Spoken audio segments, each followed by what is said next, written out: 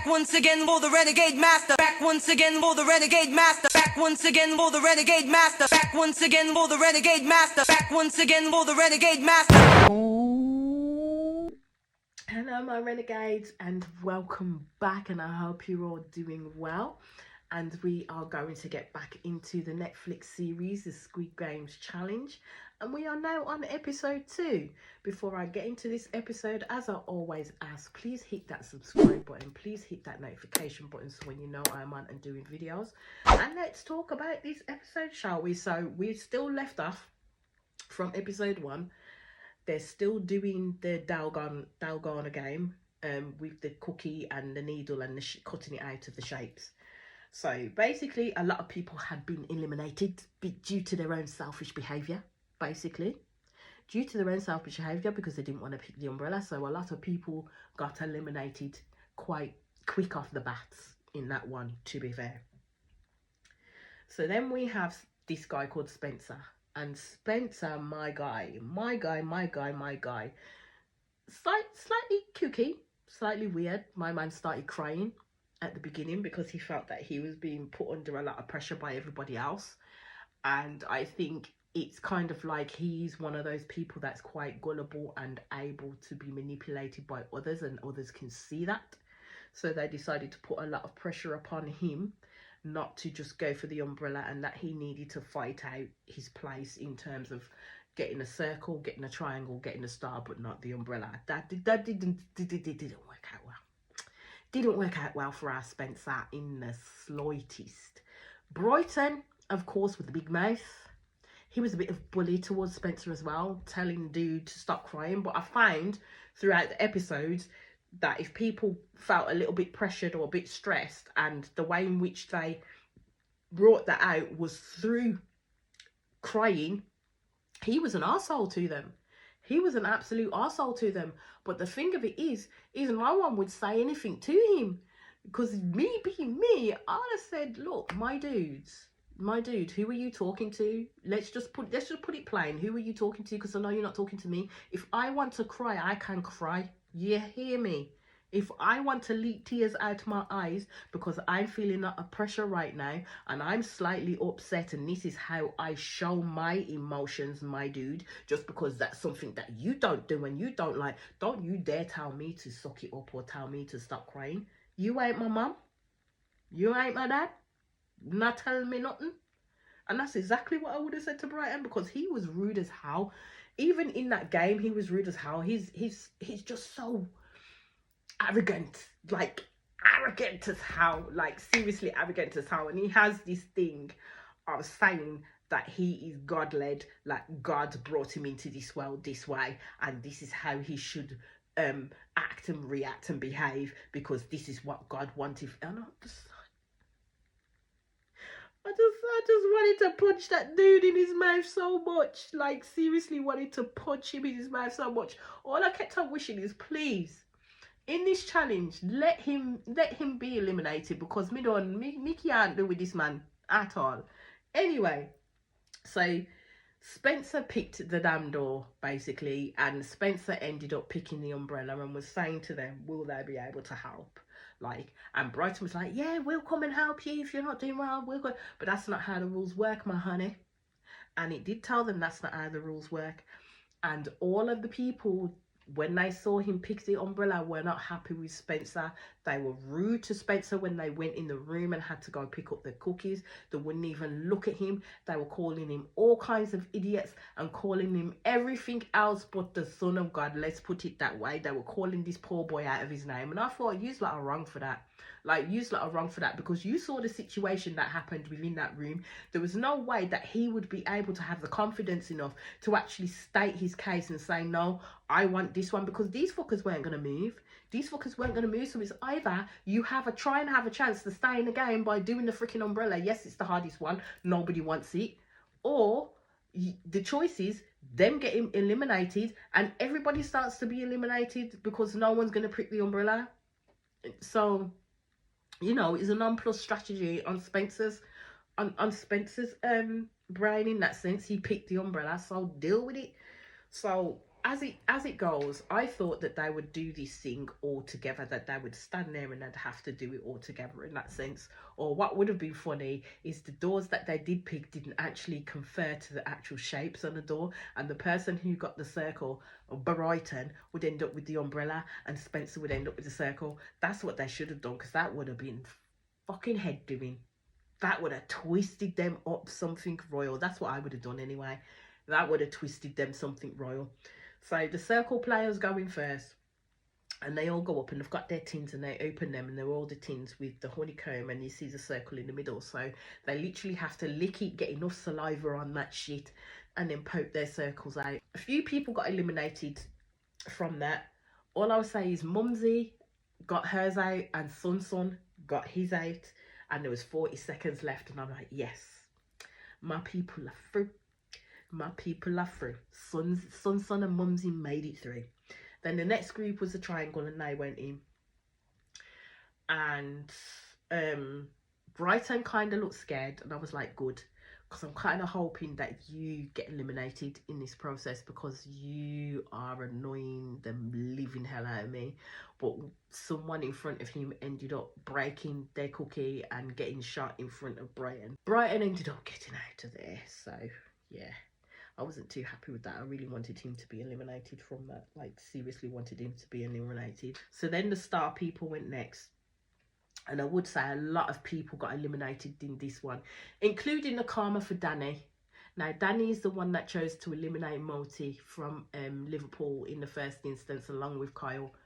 Absolute utter karma, and that's how she saw it at the end of the day. She saw it as karma in the fact that she eliminated one dude straight away with no just reason, and now she's been thwarted by a star, and she's now eliminated and not going any further. And I thought, yeah, that's what happens when you're sneaky beaky. When you're sneaky beaky and you eliminated someone who shouldn't really have been eliminated. There was so many other people, as I said, that could have been eliminated in that part. So then it comes for the most difficult one. As I said, everyone was angry at Spencer because they believe he settled for the umbrella. My man had no choice. He was bullied into taking the umbrella. He had no choice, because the way that Bryton was talking, all I kept on thinking is, this dude, yeah, gets eliminated, he's gonna punch you the fuck up. That's how I was seeing it, and I think Spencer felt that energy from him as well. So he put his hand on the umbrella.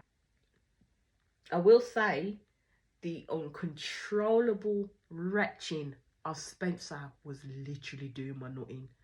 It literally made me feel sick. I was heaving at this point. I was like, what? Why does this boy have to do that? And then when they showed the inside of his tin as he was getting out the umbrella, there was gallons of, like, I don't know if it was the retch and he was letting out the spit, or the fact that he was spitting. Oh, even now I'm just like, oh, it was absolutely gross. Now, he nearly got it out and then broke the stem of the umbrella at the bottom, and then yeah, he just laid down on the floor and got shot. He was like, no, I got shot. Then Kyle also got shot. That was karma for Kyle's ass too, for siding with Danny. So the two people who managed to eliminate one person got eliminated themselves. So only 8, I will say, past that one. Only 8 of them passed that one, because it was hard. It was hard. So they went back to the dorm, and the second game results in that one was 119 players had left, and so that added the millions into the big piggy bank that everybody was watching. So everyone started to make their alliances in the show as they did, and then it does cut to Leanne, aka Mumsy as I call her. He was talking about the reasons why she came onto the show, and she's one of the ones that basically has seen it as a challenge for herself, and the best thing is that she's doing it with her son, which is bringing them closer together. So then they bring a phone into the dorm. Now, no one wanted to go near this phone, but 198 really wanted Bryton out, because 198 literally akined Bryton to a frat boy, to which he was behaving like. Don't get it twisted, Bryton was behaving like the epitome of a frat boy within that place. So 198 called out his behaviour. So as they were coming from, I think he was going up to the toilets, I'm not too sure, Bryton then called him and told him to stop there. And I thought, oh hell, what's going on here? So Bryton then proceeds to tell him that if he calls him a frat boy one more time, it won't be in here, but when we get out, he may do something about it. And me myself, I saw that as a threat. I honestly saw it as, and I thought, this boy is literally a fucking bully.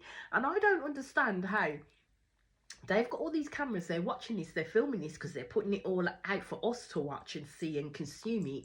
And they're not saying anything to this man and his behaviour toward this other person, because he's been an out and out bully to this person. Like literally threatening to beat him the fuck up when he gets outside.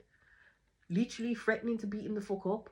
I mean, my guy, who the fuck do you think you are? Like, who the fuck does Bryton think he is? And this is why Bryton needed to be eliminated.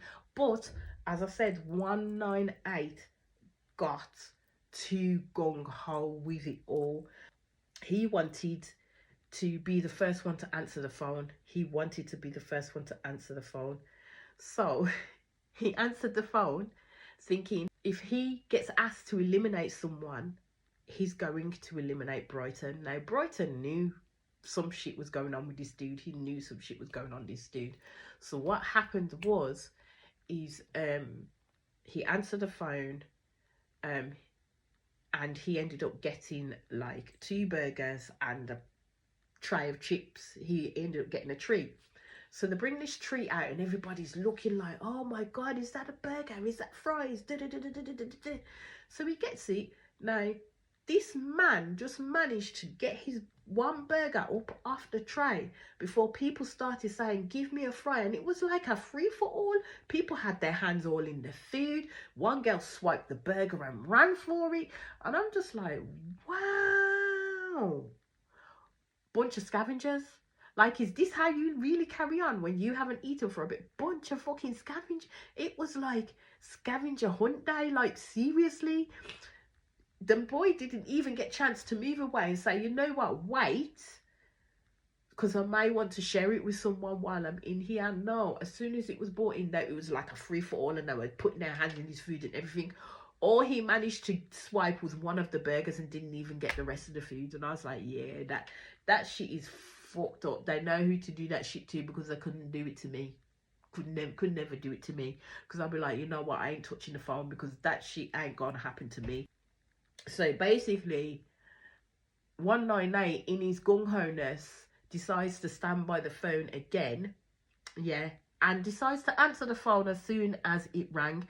But then karma fucked him in the fucking foot, because what happened is he was then now at risk of being eliminated, and he had to convince another player to answer the call, and if they answered, then the player who answered the call would then get eliminated, and his time limit was 2 minutes. And I says, yeah, you shouldn't have picked up the phone, my guy. You were too gung-ho with it. You shouldn't have picked up the phone, my guy. And all I would say is his facial expressions as he was listening to that phone call, it weren't all happy like it was the first phone call. So everybody knew something was up. Everybody knew something was up. But the gist of what happened and what continued happens in the next episode, which I am going to get to. So I will leave this episode right here. And I will ask again that you please hit that subscribe button when you know I'm on and doing videos. Hit that notification button. Actually, when you know I'm on and doing videos, I did it all backwards, didn't I? But hey ho, you know what I mean. You've been here long enough. You know exactly what I mean. Anyway, I shall speak to you all soon. Peace out, love.